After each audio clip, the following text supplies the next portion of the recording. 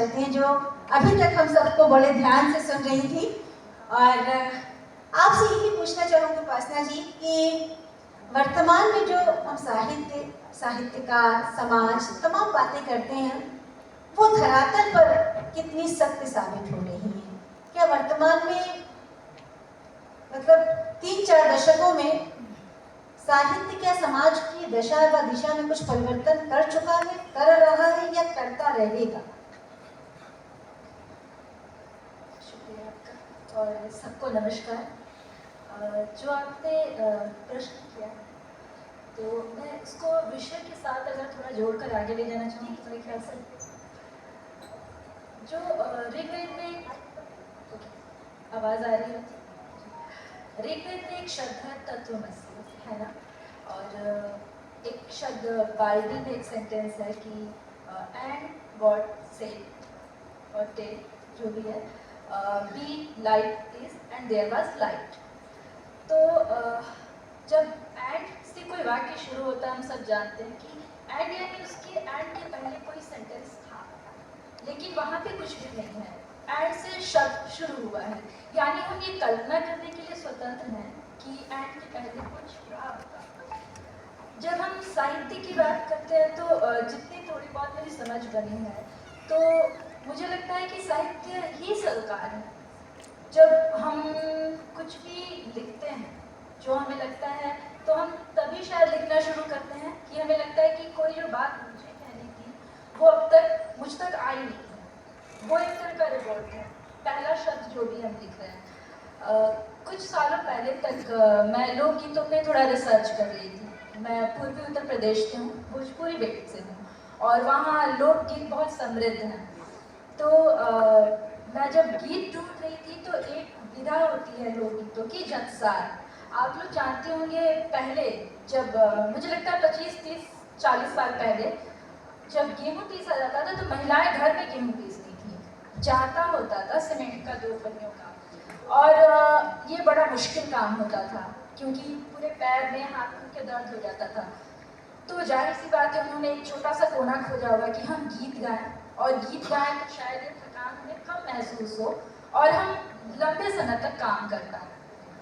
उन गीतों को जब मैं कलेक्ट कर रही थी तो आप विश्वास करेंगे वो ऐसे गीत थे कि मेरे रोंगटे खड़े हो गए अभी उनको याद करते हुए। मैं एक छोटा सा उदाहरण देती हूँ, है ना। एक प्रेग्नेंट औरत है और उसे लेबर पेन जस्ट शुरू हुआ है, ये लोकगीत में उसी जंसार में। तो वो अपनी सास के पास जाती है और कहती है कि मुझे अब तो दर्द शुरू हुआ है। तो सास कहती है तुम मेरे पास क्यों आई, मैं तुम्हारा दर्द थोड़ी दूर कर पाऊंगी, तुम जाओ जेठानी के पास जाके सो जाओ वहाँ पे और भगवान का नाम लो, थोड़ी देर में बालक हो जाएगा या जो भी होना होगा। तो अभी तुम्हारा टाइम पूरा नहीं हुआ है। फिर वो जाती है जहाँ कहा गया उसको, जेठानी के पास। तो जेठानी कहती है कि मेरे पास तो जेठ है, तो मेरे साथ कैसे सो सकती है, तुम जाओ देवर के पास जाओ, अपने हस्बैंड के पास जाओ और भगवान तुम्हारा दुख दूर करेंगे। फिर वो हस्बैंड के पास जाती है तो हस्बैंड हॉल में सोया हुआ है, उसके दोस्त आसपास है और वो कहता है कि मेरे आसपास तो सारे दोस्त हैं, मेरे साथ तुम कैसे रहोगे, तुम काम करो, भगवान के कमरे में जाओ जो पूजा रूम है, भगवान का नाम लो और तुम्हारे दर्द दूर हो जाएंगे।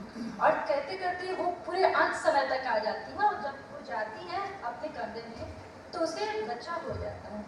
तो उसके अंत में लिखा गया है, मतलब उस महिला ने कहा है जो गीत है कि मैं सबके पास आई और कहीं मेरा दुख दर्द जो है वो दूर नहीं हुआ, और सबने कहा भगवान का नाम लो, भगवान का नाम लो। तो लिया मैंने और मेरे गोद में बालक आ गया। मैं भगवान को एक मेटाफर की तरह देख रही हूँ, मतलब मैं भगवान को भगवान यहाँ पे नहीं कह रही हूँ ना।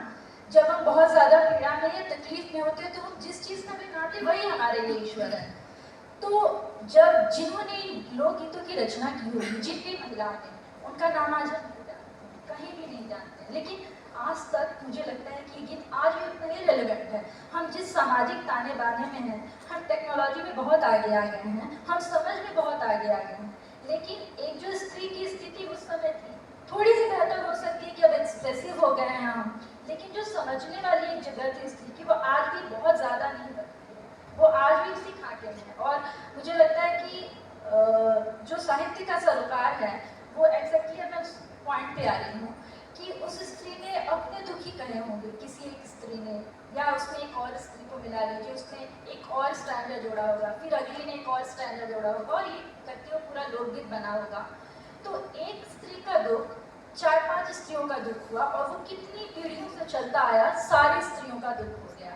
तो मुझे लगता है कि साहित्य का जो पहला सरोकार है वो अपने आप को एक्सप्रेस करना है, अपने आप को व्यक्त करना है, जो भी आप सोच रहे हैं चीज़ों को लेकर। लेकिन संवेदना एक ऐसी चीज़ है जो पैदाइशी नहीं होती। कोई भी बच्चा बहुत जिद्दी होता है, बहुत स्वार्थी होता है, वो उम्र के साथ बढ़ता है और संवेदना सीखता है। मुझे लगता है हम लेखक जो हैं, हमें इस चीज़ की अभ्यास करनी होती है, कलाकार हो, पेंटर हो, जो भी हो, उसे इस चीज़ का अभ्यास करना होता है कि हम अपने आप को एक्सप्रेस करते हुए ये नहीं कि हम सिर्फ अपने दुख में तो नहीं है, हमारी जो आवाज़ है वो कितने औरों की आवाज़ बन सकती है, कितनी औरों का साझा दुख बन सकती है।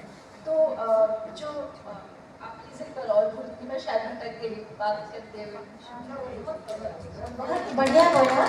और आपने विषय को बिल्कुल पकड़ा, आप ऐसा नहीं विषय बिल्कुल विषय को पकड़ा। आप जो लोकगीतों का आपने उदाहरण दिया, आपको मैं बताऊं कि वास्तव में जो लोकगीत है वो क्या है, वो भी तो साहित्य ही है ना।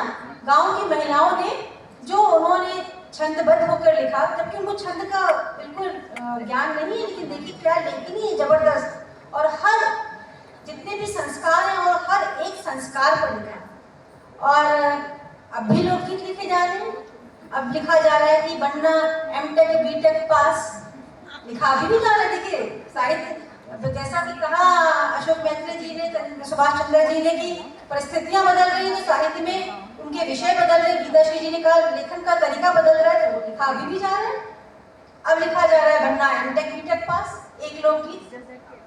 तो ऐसा नहीं है जैसा कि उपासना जी ने कहा, और बहुत तर्क सम्मत बात कही। मैंने आपसे बस यही पूछा था कि वर्तमान में जो लिखा जा रहा है तो उसमें साहित्यकार जो है समाज के लिए जो लिख रहा है कि वो क्या प्रासंगिक है, अगर है तो, और नहीं है तो उसका आपने बहुत अच्छा जवाब दिया। और बिल्कुल अनजाने में भी आप एक विषय संबंधी तर्क के साथ आपने अपनी बात को रखा। और समय मुझे बस 40 मिनट का दिया गया।